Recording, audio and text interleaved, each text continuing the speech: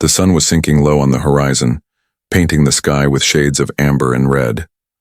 Dust rose behind the hooves of the rancher's horse as he rode the familiar trail back toward his lonely homestead. He had lived alone for many years, his days filled with nothing but the endless work of tending cattle, fixing fences, and keeping his land alive. Silence was his closest companion, broken only by the sound of the wind and the creak of his saddle. But that evening, silence gave way to something unexpected. Up ahead, on the edge of the road, two small figures stood. One was a thin little girl, no older than 8, with tangled hair the color of wheat. Beside her stood a younger child, perhaps 5, clutching tightly to her sister's hand. Their dresses were worn thin, covered in dust, and their shoes looked too small for their feet. Their eyes, wide and uncertain, followed the rancher as he drew nearer. He slowed his horse, suspicion flickering in his mind. Children had no place out here alone. Something wasn't right. The older girl stepped forward, her lip trembling as she looked up at the towering figure of the rancher. For a moment, it seemed she might run away, but then she swallowed hard and spoke words that pierced deeper than any knife. "Can you take her instead of me?" she asked, gently pushing her little sister behind her back. The rancher froze. He wasn't sure he'd heard her correctly. Her voice shook, but her eyes held steady as though she had been forced to grow far too old for her years. "Please, take her. She's little. She don't deserve the hurt. Take her somewhere safe. Don't worry about me." The younger sister clung tighter, burying her face in her sister's torn dress. The rancher sat in silence, gripping the reins, his weathered face unreadable. What kind of pain had these children endured that a girl so young would beg a stranger to take her sister instead of herself? He didn't answer. Not yet. His chest tightened with something he hadn't felt in a long time, an ache he thought he'd buried with his past. He remembered another child's face, one he had lost long ago. The silence stretched on. The older girl began to tremble, thinking he might ride away without a word.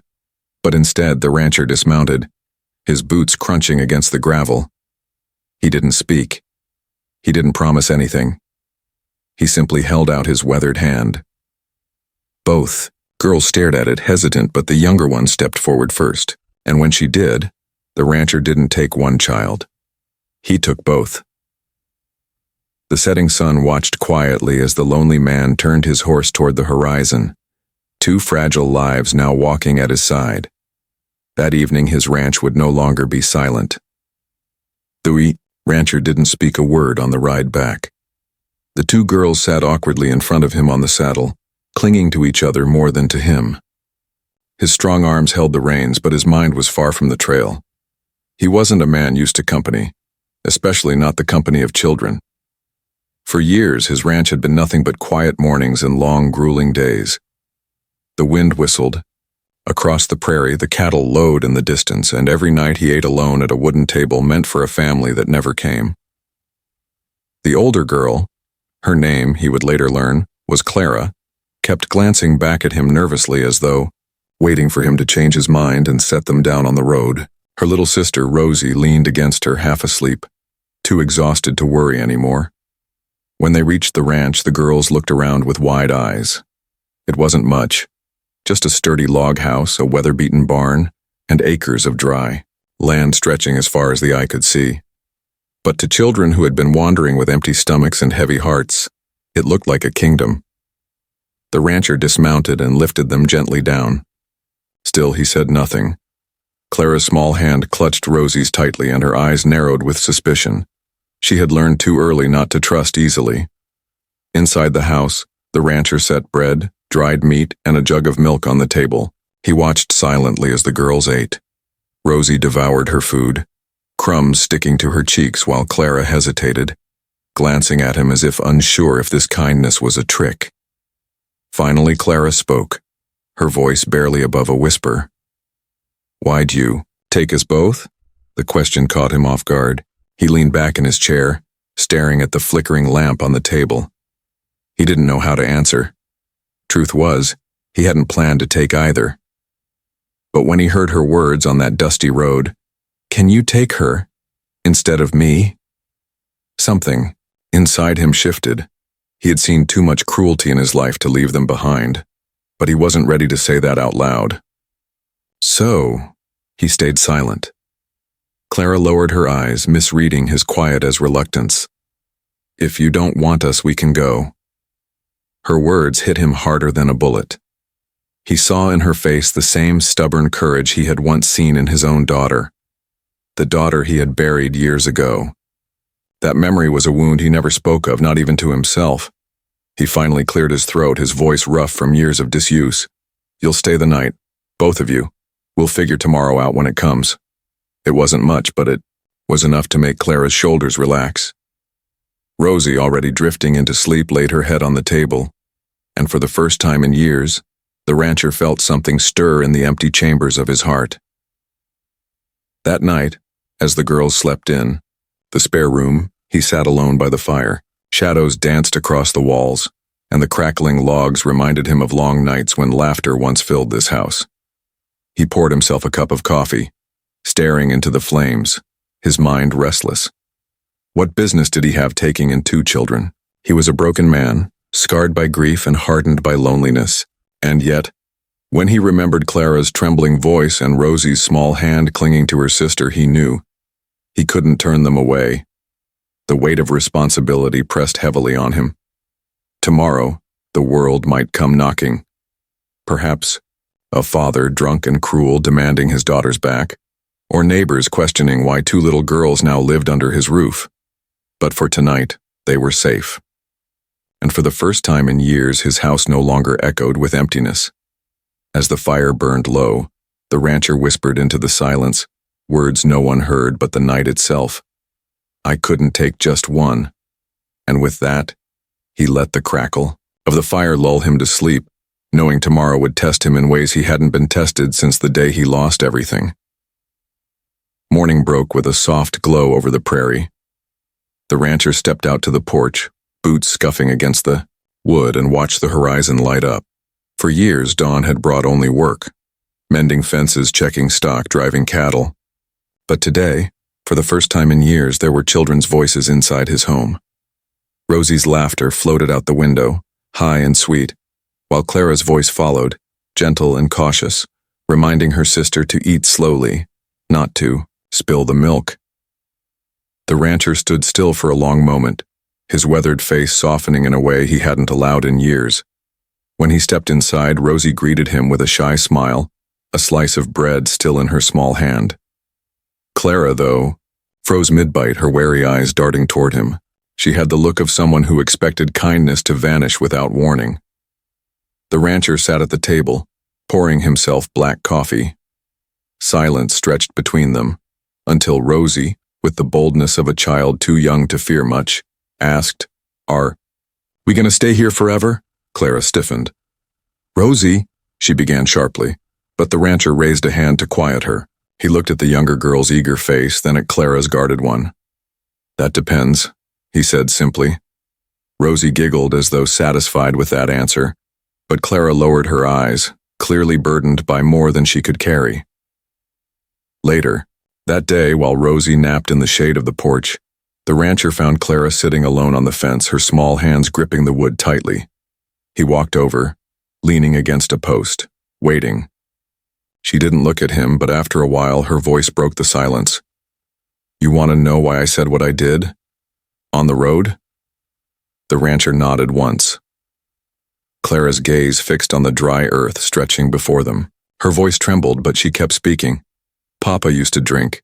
He drank so much he forgot we were even there. Mama, she got sick, then she was gone.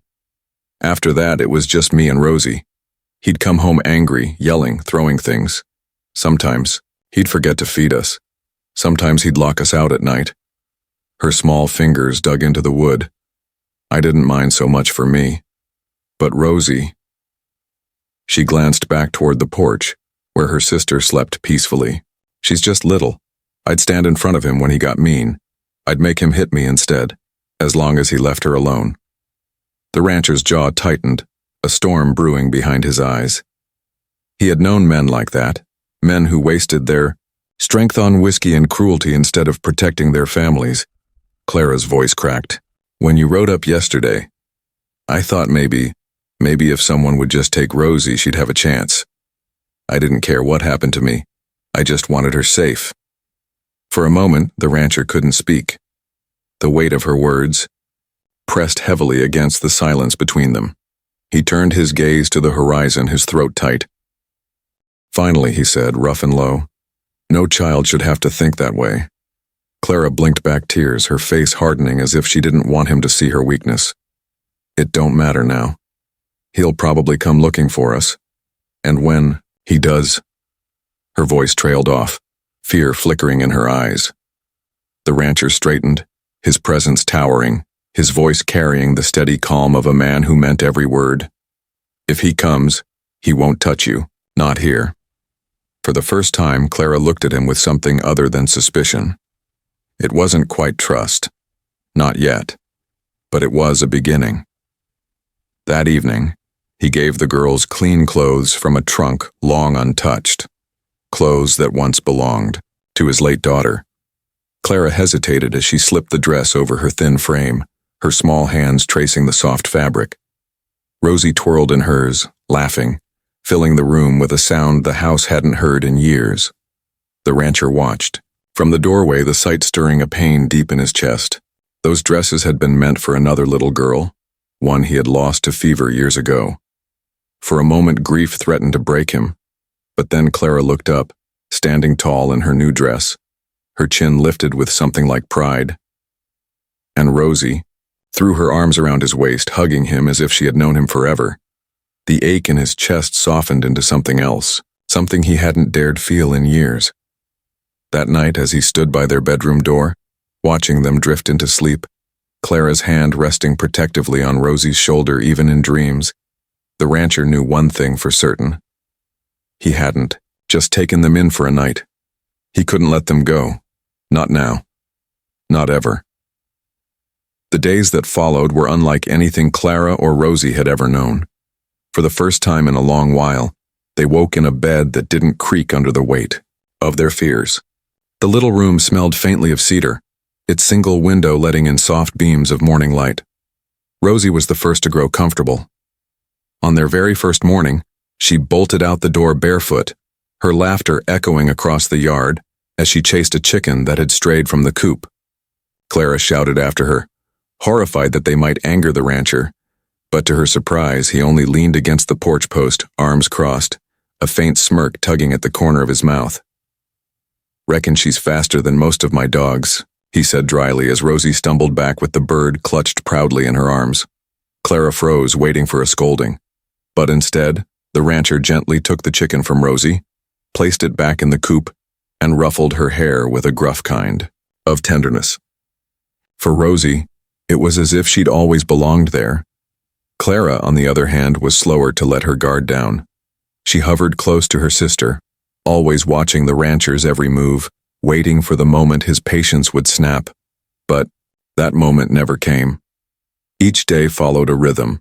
Mornings in the barn, afternoons helping with chores, evenings gathered around the fire.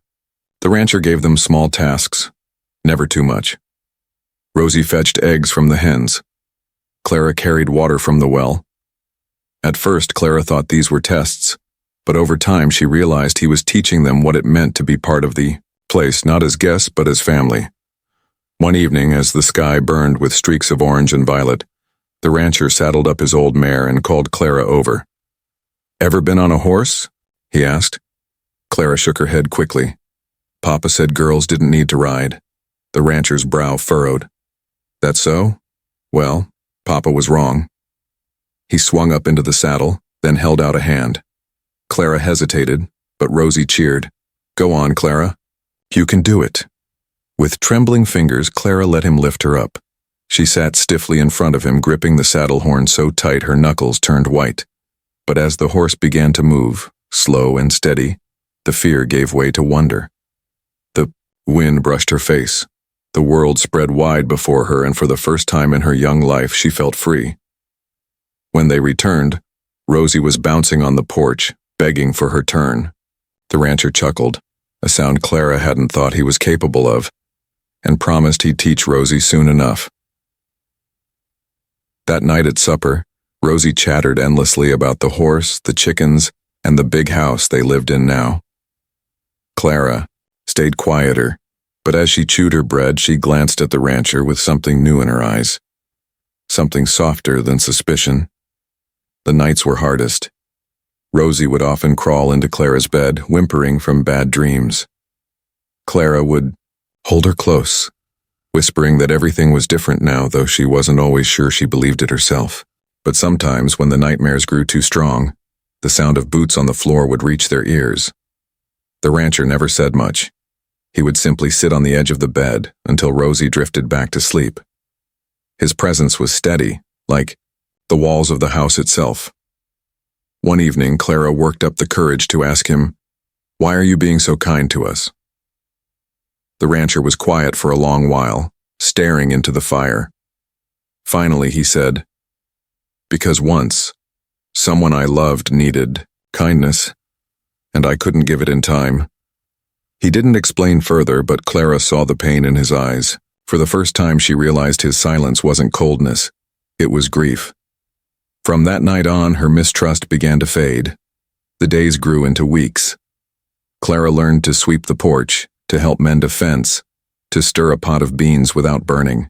Rosie learned to gather flowers and tuck them into little jars around the house, filling the once lonely rooms with color. And slowly, the ranch changed. It wasn't just a place of hard work and silence anymore. It was a home filled with laughter, small footsteps, and the sound of two little girls who were beginning to believe in safety again. For the rancher, each day with them was like sunlight, breaking through long, heavy clouds. He hadn't spoken the words aloud yet, but deep inside he knew. His life would never be the same again. The ranch had always been quiet. Too quiet. The kind of silence that presses against a man's chest and reminds him of everything he's lost. But with Clara and Rosie there, silence became rare. The house that once echoed with emptiness now filled with small voices, laughter, and even the occasional squabble. At first, the rancher found it strange. He'd wake in the morning to the sound of little footsteps on the wooden floor and pause at his door, unsure if it was real or just the memory of his past. But when he saw Clara braiding Rosie's hair at the breakfast table, or Rosie humming to herself while feeding scraps to the barn cat, he knew this was no dream. Life began to take on a new rhythm. Rosie was fearless in her joy. She clung to the rancher's leg whenever he returned from the fields, her small arms wrapping tight around him, declaring, "You smell like cows." He'd grunt in mock annoyance, though his eyes softened every time. Clara was different. She carried the weight of their past like a stone in her pocket, always cautious, always watching. She helped with chores, never complained, and tried to keep Rosie from being too loud, too bold, too trusting. She was a child who'd been forced to act like a mother far too soon. But slowly, the walls she had built began to crack.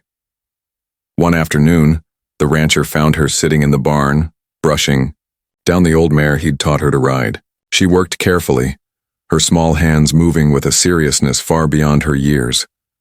"You're good with her," he said, stepping inside. Clara shrugged. "She listens to me. Animals know when someone's gentle. That's why she trusts you." Clara paused, staring at the horse's dark eyes. Then so softly he almost missed it, she asked, "Do you trust me?" The question caught him off guard. He studied her for a long moment, then nodded. "I do." Her lips pressed into a thin line, as though she were holding back tears. That was the first time she truly smiled at him. A small, shy smile, but real nonetheless. The turning point came one stormy night. Rain hammered the roof, and thunder rolled across the plains. Rosie woke crying, terrified of the lightning. Clara tried to soothe her, but fear gnawed at her own edges too. Finally, the rancher entered the room, his lantern casting a warm glow. Without a word, he sat on the floor between their beds. Rosie scrambled off hers and into his lap, sobbing into his shirt. Clara hesitated, but when thunder boomed again, she slipped down quietly, sitting close enough that his arm brushed hers. They stayed like that until the storm passed. And in that simple moment, Clara understood something. He wasn't going to leave them. From then on, trust grew steadily. The rancher began teaching Clara how to rope and ride properly, his voice patient as he explained each step. Rosie became his little helper, trailing after him with questions about everything: why cows chewed their cud, why the wind made the grass dance, why the stars shine so bright at night. He answered each one, even when his answers were clumsy. Clara, too, began to let her guard down in small ways. She laughed when Rosie splashed her at the well. She sang softly while sweeping the porch. And once, when the rancher praised her for fixing a saddle strap, she blushed, whispering, "Papa never said I was good at anything." The rancher's chest tightened at those words. He wanted to tell her she was good at many things, that she was strong, brave, and more of a protector than most grown men he'd known, but words came hard for him, so instead he set a hand on her shoulder and gave it a firm squeeze. That was enough. One evening, as the sun dipped low, Clara sat with him on the porch while Rosie napped inside. After a long silence, she spoke. No, when I asked you to take Rosie instead of me, I thought that was the only way she'd be safe. I didn't think anyone would want both of us." The rancher turned to her, his voice low but steady. "You were wrong. You're a package deal. Where Rosie goes, you go, always." Clara's eyes glistened. She didn't say anything more, but that night, as she tucked herself into bed beside her sister, her heart felt lighter than it had in years. The bond between the three of them wasn't spoken aloud, not yet, but it was there, in every shared chore, every small smile, every unspoken promise. For the first time, Clara and Rosie were beginning to believe they had a family again. The weeks on the ranch passed like a quiet dream. Each day the girls grew, stronger, healthier, more alive. Clara no longer looked like a child made of glass, and Rosie's laughter rang through the halls as if it had always belonged there. But peace is fragile, and it never lasts long when the past still has a claim on you. It was a Saturday morning when the first crack appeared. The rancher had ridden into town for supplies with Clara and Rosie tagging along. Rosie was thrilled by the sight of the general store's candy jars, her eyes wide as saucers. Clara, as always, stayed close to her, her hand gripping her sister's, tightly. The rancher was at the counter paying for flour and feed, when a shadow fell across the doorway. A man staggered inside, reeking of whiskey even in the early morning air. His clothes were torn, his beard unkempt, and his eyes bloodshot. Clara froze. The blood drained from her face. "Papa," she whispered. The rancher's head snapped around. He didn't need Clara's voice to tell him who the man was. He could see it in her trembling, in the way Rosie shrank behind her sister. The drunkard's gaze locked onto them. "There you are," he slurred, pointing a shaking finger. "Ran off, did ya? Thought you could hide?" His eyes shifted to the rancher. "And you, what are you doing with my girls?" The store went quiet. Every customer turned to watch. The rancher stepped forward, his frame towering, his voice steady as iron. "They're safe with me." "Safe?" The drunkard barked a sow, laugh, though his tone was ugly. "They're mine. My blood. You think you can just take 'em?"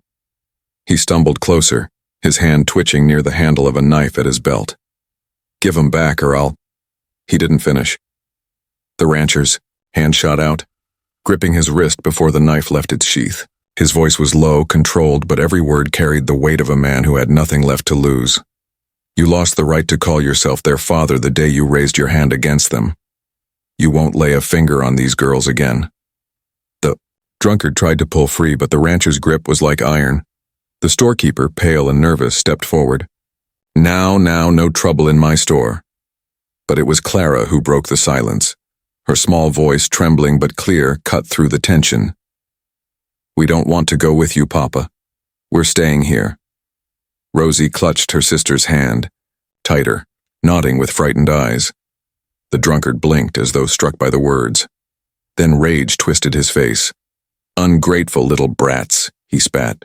"You'll regret this, both of you, and you—" He jabbed a finger toward the rancher. "You'll regret meddling in another man's family." The rancher released him with a shove, sending him stumbling back toward the door. His voice was low, steady, deadly serious. "If you come near them again, you'll answer to me." The drunkard spat on the floor, muttered curses, and staggered out into the street. The store remained silent for a long moment, the weight of the scene pressing heavy. Then the rancher turned back to the counter, finished his transaction as if nothing had happened, and motioned for Clara and Rosie to follow. The ride home was quiet. Rosie clung to him on the saddle, her face buried in his shirt. Clara sat stiffly, her eyes fixed on the horizon, tears brimming but unshed.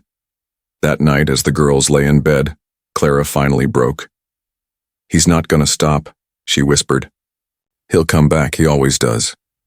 The rancher crouched beside her bed, meeting her fearful gaze with steady eyes. "Then let him come." Clara frowned. "What if he takes us away?" The rancher's voice was firm, unshakable. "He won't. Not while I'm breathing." For the first time, Clara believed him. The storm of their past had found them, but this time, they weren't facing it alone. This time, someone was willing to stand between them and the darkness, and deep down the rancher knew the truth. Protecting Clara and Rosie wasn't a choice anymore. It was his purpose, his family. The days after the confrontation in town carried a tension that hung heavy over the ranch. Clara jumped at the sound of every hoofbeat on the road. Rosie clung to her sister more than ever, her usual laughter dulled by the memory of their father's drunken rage.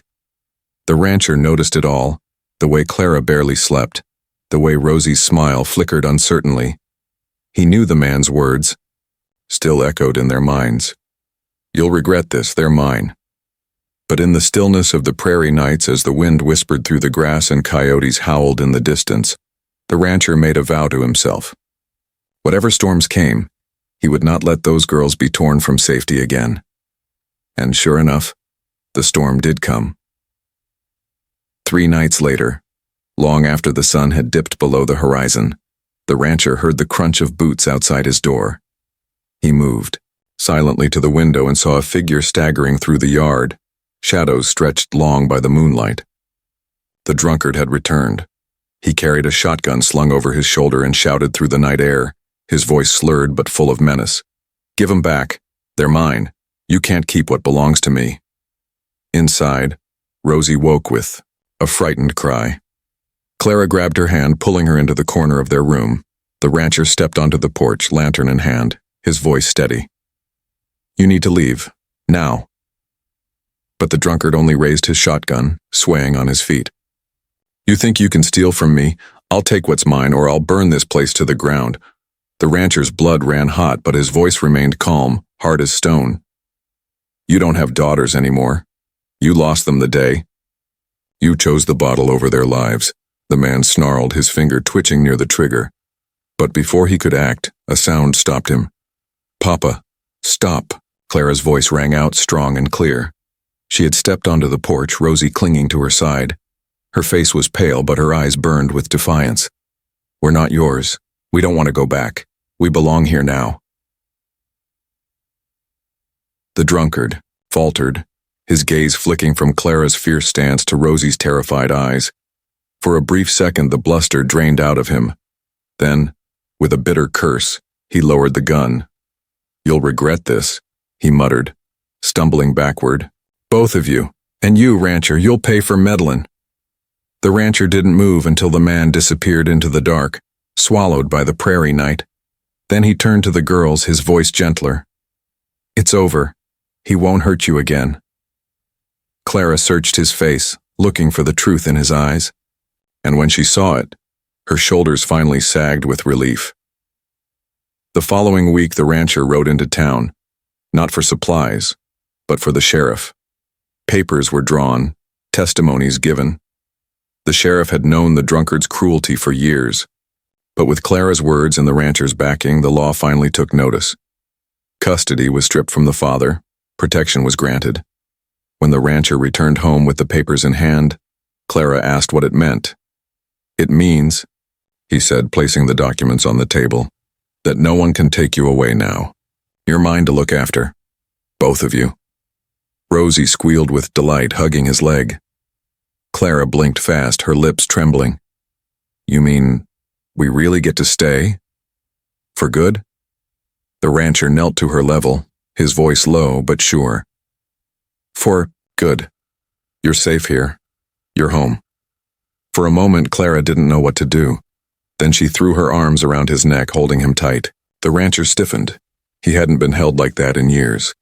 But slowly, his arms wrapped around her too. From that day forward, the ranch was no longer a place of silence. The girls filled it with life.